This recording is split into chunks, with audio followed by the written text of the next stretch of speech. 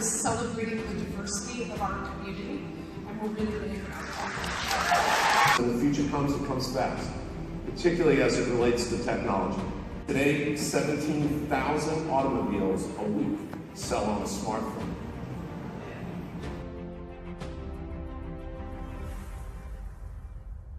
Right, this isn't the future, this is what's happening now. The first is that a tiny house, I'll admit it's tiny, but a house was printed in 24 hours. It's not an ephemeral house. It's a house that's supposed to last about 175 years, and it costs about $10,325 to build. Imagine, again, what is possible in a 3D printed house for $10,000. Right? I don't know about that. Burgers are now in restaurants, and they're becoming the robot chefs. Interesting implications. There's actually a move potentially in California to tax people who hire robots instead of people, which is a pipe dream. It's not going to happen. But we're seeing robots move into manufacturing, seeing them move into a whole bunch of things. We're getting more sophisticated every day. So is the move to autonomous vehicles. Right? Not only do we get to see them in certain parts of the country driving around now, but legislation is moving more and more in that direction. We've got things like cryptocurrencies. And by the way, we're not the only ones on the planet. Other countries are investing in these technologies as well, and they're growing potentially at different rates than we are. Their appetite for adoption might be different than ours. So you take something that seemed like this really weird edge technology, and now you've got a national government that's planning, doing some testing or experimenting with something like digital currency. And then you go all the way to the fact that in Sweden right now you get chipped if you work for this particular company. They stick it inside your finger, and you never have to worry about whether or not you got your key card again. Right? Or you can make copies on the printer, or whatever it is that you need a piece of technology to do. Seems far out, but 150 people at this company have already been shipped.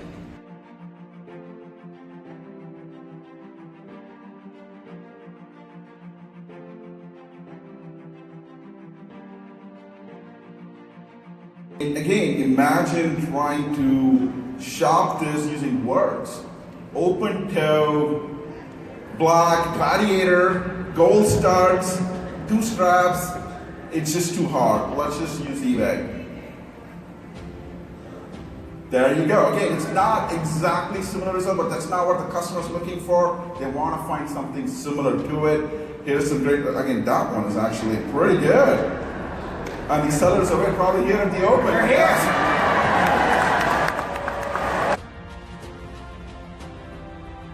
We try to involve sellers right through the process. And then the third thing is what I call drinking our own champagne. So some people refer to it as eating your own dog food. I like drinking our own champagne better. So we're all active sellers. I'm an active seller. I've sold everything that I thought could be sold of mine on eBay. Now I'm eyeing my wife's shoes. I'm not sure if that's a good idea, but it's a good idea. It's a good idea. Yeah. I should do it. Yeah.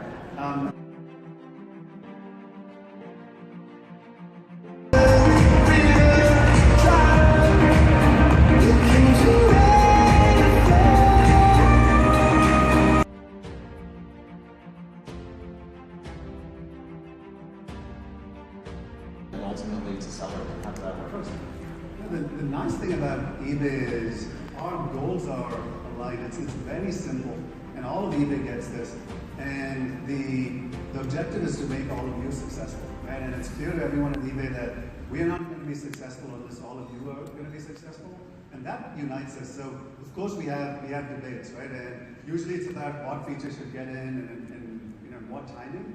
But those are all healthy. Faster. All of them and faster. Always faster, yeah. right? And those are healthy because we're all coming from the right place, which is how do we deliver value to our sellers and quickly. So that's great.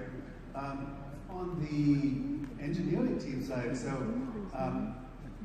the thing that separates the great engineering and product teams from others is customer empathy, right? How well do you understand your customer? How well do you know their backgrounds and how they use the product and what they're looking for?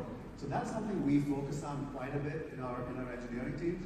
There are three things that we do there. One is we interact with sellers all the time. We're always looking for opportunities. So every time I have like a team meeting, a large team meeting, we invite sellers to come in and share their story. And those are really motivational. And we ask them, hey, so tell us what's working, what you want us to do, continue to do. And also tell us what's not working, which is probably more important. So we get that at those interactions. The second thing that we do is we involve sellers throughout the process. So right from the ideation, we have an idea, we interact with sellers, we're like, hey, does this make sense? How else can you do this? We involve them during the design process and all the way through the release, so they're part of the betas. So we try to involve sellers right through the process. And then the third thing is what I call drinking our own champagne. So some people refer to it as eating your own dog food. I like drinking your own champagne better. So we're all active sellers. I'm an active seller. I've sold everything that I thought could be sold online on eBay. Now I'm eyeing my wife's shoes. I'm not sure if that's a good idea, but Oh, it's a good idea. It's a good idea. Yeah. I should do it.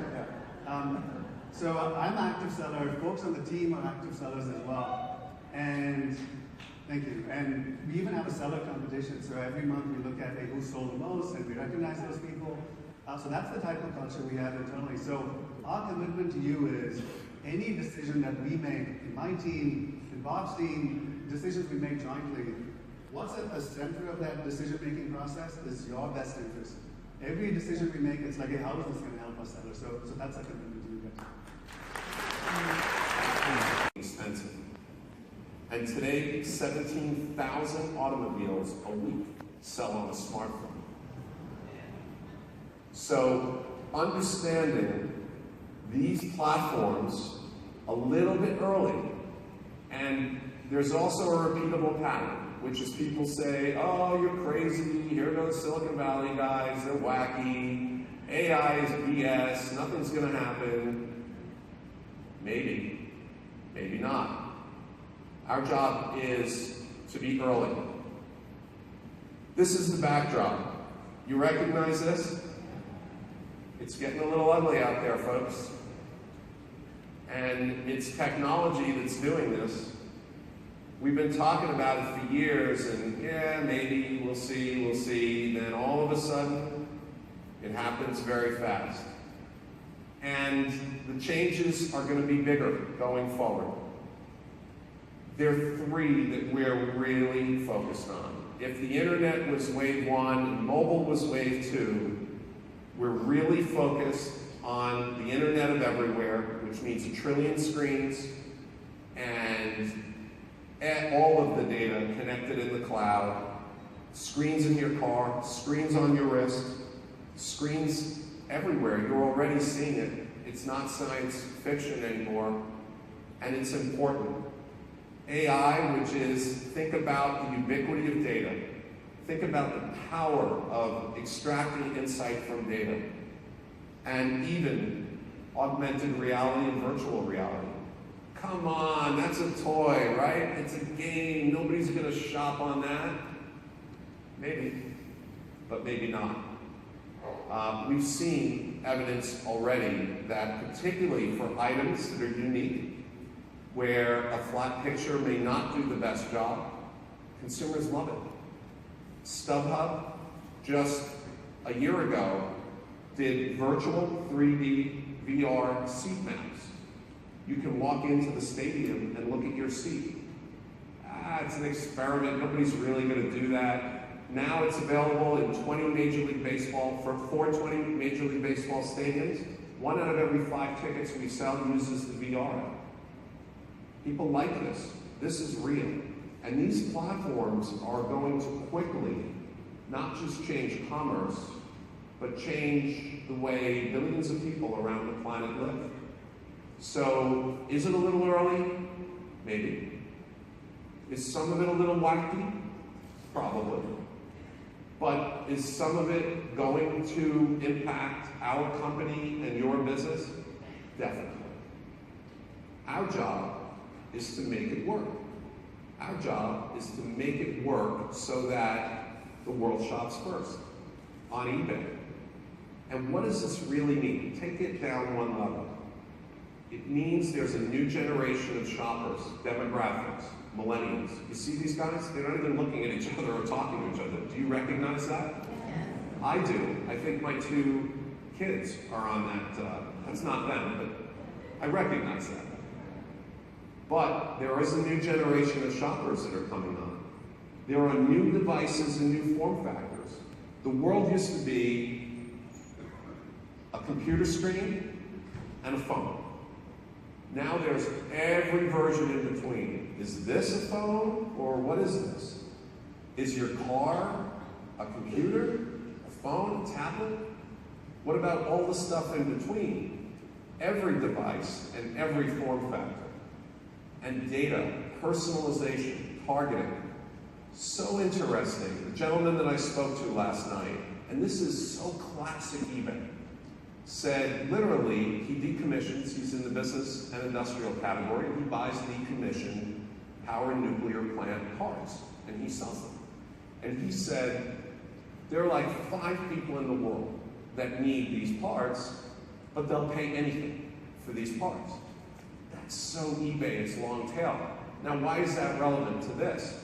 Because what data should be doing is finding those 5 people immediately. Instead of just throwing it up there and hoping, we create a love connection between the inventory and the buyer. If we're good, we ought to know, oh, I think we know who those 5 people are. And this is the moment to connect a buyer and seller. Multiply that times 3 billion sold items. And you start to see the power of what data should do.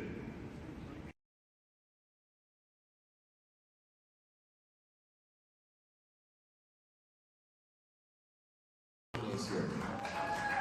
Rising Star recognizes a business that's either brand new or has seen tremendous growth in the last year. It's poised, obviously, for continued success. So our 3 finalists, Melinda Berger from Waianae, Hawaii, owner of Born of the Sea. Michael Smith and Megan Mooney from Warminster, Pennsylvania, owners of Get Lower. And Katie Silverberg from Silverton, Oregon.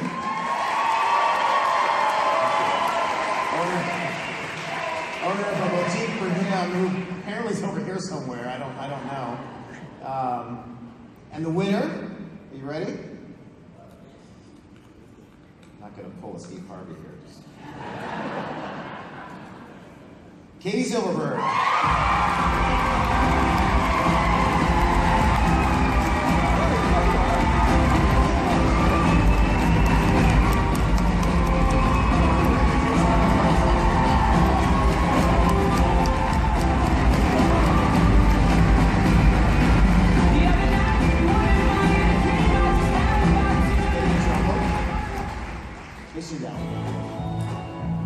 Started out telling everything.